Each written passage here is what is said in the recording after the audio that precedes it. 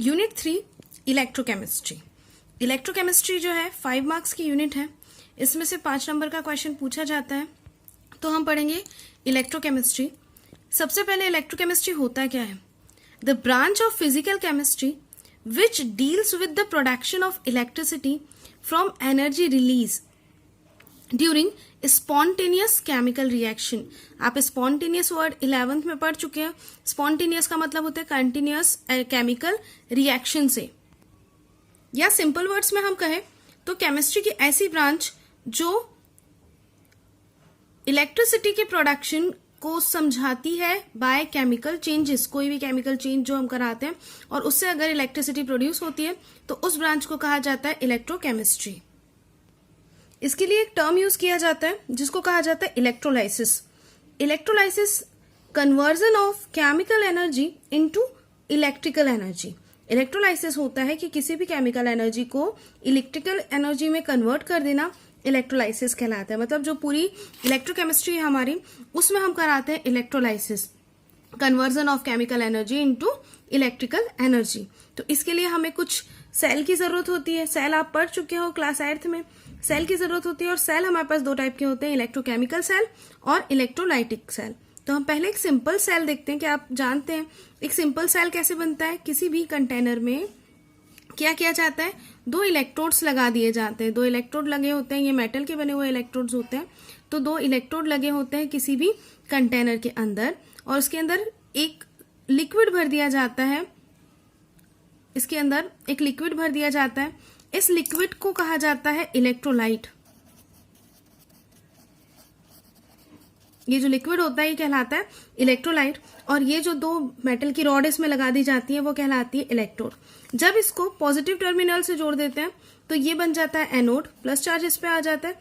जब निगेटिव से जोड़ते हैं तो ये हो जाता है कैथोड। एनोड और कैथोड मतलब एक सिंपल सा सेल बनता है by using a container and a liquid जो कि इलेक्ट्रोलाइट होता है।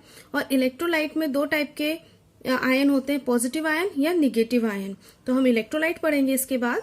और साथ में 2 रॉड लगी होती है मेटल की, जिसमें एक को जिसपे पॉजिटिव साइन होता है उसको कहा जाता है एनोड और जिसपे निगेटिव साइन होता है उसको कहा जाता है कैथोड। अब हम देखते हैं इलेक्ट्रोलाइट्स क्या होते हैं। Electrolytes the substance which gives ion in their fused state. Fused state का मतलब होता है पिघली हुई स्टेट में, लिक्विड स्टेट में ऐसे आयन जो कि क्या देते हैं, आयन्स प्रोवाइड कराते हैं। ऐसे सब्सटेंस जो आयन प्रोवाइड कराते हैं अपनी फ्यूज्ड स्टेट में ड्यूरिंग केमिकल चेंज। मतलब ये जो रहेंगे इलेक्ट्रोलाइट, ये लिक्विड स्टेट में होता है और जब भी इलेक्ट्रोलाइट या इलेक्ट्रिसिटी को फ्लो कराया जाएगा तब ये क्या करेगा, अपने आयन्स को देता है। या ऐसे सिंपल वर्ड में हम कहें तो ऐसे सब्सटेंस जो अलाउ करते हैं इलेक्ट्रिसिटी को उनके अंदर से जाने के लिए, जैसे कंडक्टर्स होते हैं वैसे ही इलेक्ट्रोलाइट्स होते हैं। एग्जाम्पल क्या होंगे इसके? सारे acids, all acids, all basis and all salt. Generally acid, base and salts are good electrolytes क्योंकि एसिड और बेस और साल्ट में क्या होते हैं, पॉजिटिव एंड निगेटिव आयंस होते हैं जो कि अलाउ करते हैं इलेक्ट्रिसिटी को फ्लो होने के लिए। Electrolytes are of 2 types. First strong electrolyte and second is weak electrolyte. ऐसे इलेक्ट्रोलाइट्स जो बहुत आसानी से आयंस को प्रोवाइड करा देते हैं अपने लिक्विड स्टेट में, वो स्ट्रॉन्ग इलेक्ट्रोलाइट्स होते हैं। जनरली सारे स्ट्रॉन्ग एसिड और सारे स्ट्रॉन्ग बेस स्ट्रॉन्ग इलेक्ट्रोलाइट्स के अंदर आते हैं। जैसे Na, जैसे हम ले लें HCl। HCl एक स्ट्रॉन्ग एसिड है तो ये क्या करेगा, H+ आयन इजीली प्रोवाइड करा देगा और Cl- आयन प्रोवाइड कराएगा। हम बेस ले लें, बेस होगा NaOH, ये बेस है, स्ट्रॉन्ग बेस होता है, ये भी प्लस और माइनस आयन प्रोवाइड करा देगा। और जो साल्ट होता है जैसे NaCl है तो ये पॉजिटिव और निगेटिव आयन प्रोवाइड कराते हैं। तो ऐसे सब्सटेंस जो क्या करें, इजीली आयंस में बदल जाते हैं जब भी उनको लिक्विड फॉर्म में रखा जाता है तो वो कहलाते हैं स्ट्रॉन्ग इलेक्ट्रोलाइट्स। वीक इलेक्ट्रोलाइट्स ये भी एसिड, बेस एंड साल्ट से होते हैं, लेकिन वीक एसिड जैसे एसिटिक एसिड CH3COOH ये एक वीक इलेक्ट्रोलाइट है कैसे हो जाएगा कि जब हम पॉजिटिव आयन इसका बनाएंगे तो H+ आयन बनेगा और निगेटिव आयन में क्या आ जाएगा CH3COO-, मतलब निगेटिव आयन का एक बहुत बड़ा सा पोर्शन है। और दूसरी चीज ये होती है कि आपने सेकेंड यूनिट में पढ़ा है कि ये एसोसिएशन आयन बना लेता है, एसोसिएट हो जाता है, तो आसानी से ये अपने आयन्स को नहीं दे पाता है किसी भी लिक्विड स्टेट में। तो वीक इलेक्ट्रोलाइट्स वो होते हैं जो आसानी से आयन्स नहीं दे पाते और स्ट्रॉन्ग इलेक्ट्रोलाइट्स वो होते हैं जो बहुत आसानी से अपने लिक्विड स्टेट में आयन्स को दे देते हैं। अब हम बहुत ही सिंपल वे में देखेंगे कि सेल कितने टाइप के होते हैं। सेल 2 टाइप के होते हैं।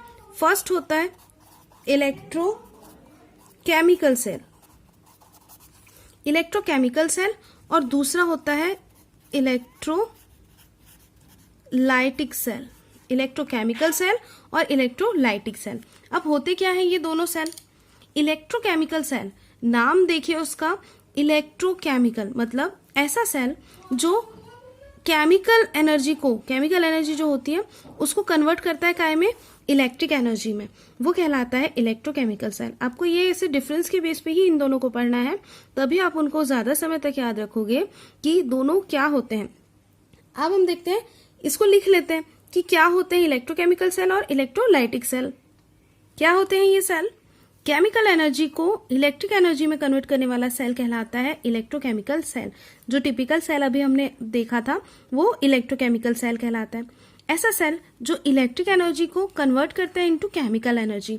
कुछ सेल जो होते हैं इन दोनों के कॉन्सेप्ट पे काम करते हैं। जैसे आपने देखा होगा अपने घर का इन्वर्टर। इन्वर्टर क्या होता है? पहले जब हम उसको लेके आते हैं उसके अंदर एक केमिकल भरा होता है जो क्या करता है, केमिकल एनर्जी को इलेक्ट्रिक एनर्जी में कन्वर्ट कर देता है। बट उसकी एनर्जी खत्म हो जाने के बाद हम क्या करते हैं, उसको वापस से चार्ज करते हैं। मतलब चार्ज करना क्या हुआ, इलेक्ट्रिक एनर्जी से वापस से उसको काय में बदल रहे हैं, केमिकल एनर्जी में उसको कन्वर्ट कर रहे हैं। तो कुछ सेल दोनों के बेस पे काम करते हैं और कुछ सेल ऐसे होते हैं जो इलेक्ट्रोकेमिकल अलग होते हैं और इलेक्ट्रोलाइटिक अलग होते हैं। देख लेते हैं ये सेल कौन कौन से होते हैं। इलेक्ट्रोकेमिकल सेल का एग्जाम्पल है गैल्वेनिक सेल और डैनियल सेल। ये 2 इलेक्ट्रोकेमिकल सेल होते हैं जो केमिकल एनर्जी को इलेक्ट्रिक एनर्जी में बदलते हैं। और इलेक्ट्रोलाइटिक सेल होता है साल्वेट्रफ सेल, जो आप 11th क्लास में पढ़ चुके हैं, साल्वेट्रफ सेल का स्ट्रक्चर और उसका वर्किंग। तो ये दोनों इसमें होते हैं। इलेक्ट्रोकेमिकल सेल में साल्ट ब्रिज का यूज किया जाता है। साल्ट ब्रिज एक ऐसा कंटेनर होता है जो क्या करता है, एक ट्यूब होती है जो मिलाता है 2 कंटेनर को। और इलेक्ट्रोलाइटिक सेल में साल्ट ब्रिज का यूज नहीं किया जाता है, यहाँ पे कोई साल्ट ब्रिज यूज नहीं किया जाता है। इसमें क्या होता है कि 2 कंटेनर लिए जाते हैं।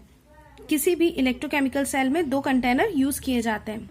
इलेक्ट्रोकेमिकल सेल में क्या होता है कि 2 कंटेनर यूज किए जाते हैं।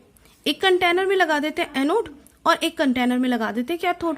अब एनोड और कैथोड अलग अलग कंटेनर में होने के कारण इनमें केमिकल रिएक्शन कैसे होगी, तो इस केमिकल रिएक्शन को पूरा करने के लिए क्या किया जाता है, यहाँ पे एक ग्लास की ट्यूब लगा दी जाती है। दोनों के बीच में एक ग्लास की ट्यूब लगा देते हैं और ये जो ग्लास की ट्यूब होती है क्या होती है, साल्ट ब्रिज कहलाती है।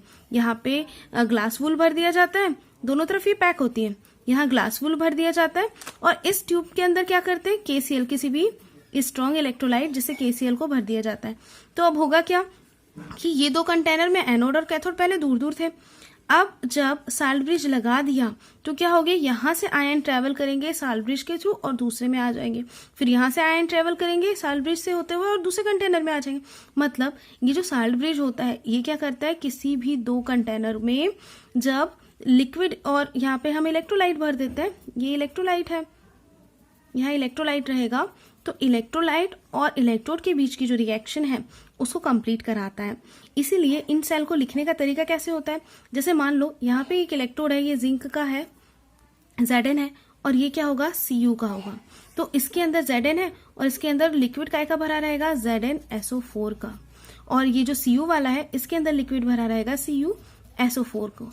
तो इसका जो तरीका होता है, ये एक पूरा कंप्लीट हमने केमिकल सेल बना लिया। इलेक्ट्रोकेमिकल सेल इस टाइप के होते हैं। इनमें 2 कंटेनर यूज किए जाते हैं। दोनों कंटेनर में अलग अलग इलेक्ट्रोड, कैथोड और एनोड को अलग रखा जाता है। कौन कैथोड बनेगा, कौन एनोड बनेगा, ये डिपेंड करता है इलेक्ट्रोकेमिकल सीरीज पे, जो आप बहुत अच्छे से 11th क्लास में पढ़ चुके हो, हम यहाँ पे भी पढ़ेंगे। बट ये डिपेंड करता है किस पे, कि उसकी इलेक्ट्रोकेमिकल सीरीज में पोजीशन क्या है। इस टाइप से 2 कंटेनर में बनाकर यूज किया जाता है, इसीलिए यहाँ पर साल्ट ब्रिज की जरूरत पड़ती है। और इलेक्ट्रोलाइटिक सेल एक ही कंटेनर में होते हैं, इसलिए वहां पे साल्ट ब्रिज की जरूरत नहीं पड़ती है। तो आप समझ गए होंगे सेल कैसे बनता है। सेल कैसे बनेगा, Zn में यहाँ पे स्लैश हम लगाते हैं, मतलब Zn इलेक्ट्रोड है और इसमें सॉल्यूशन का है ZnSO4 का, या Cu है तो स्लैश लगाएंगे और सॉल्यूशन हो जाएगा CuSO4 का। तो इस टाइप से सेल के हम इलेक्ट्रोड और इलेक्ट्रोलाइट को लिख सकते हैं। यहाँ पे इलेक्ट्रोलाइट्स कौन कौन यूज होते हैं, यहाँ यूज होता है NaCl। NaCl का यूज होता है ब्राइन सॉल्यूशन जो आपने पढ़ा था, ब्राइन का यूज होता है, वाटर का यूज हो जाता है, H2O का यूज करते हैं ब्राइन बनाने के लिए भी, और Al2O3, इन सब का यूज किया जाता है इलेक्ट्रोलाइटिक सेल को बनाने के लिए।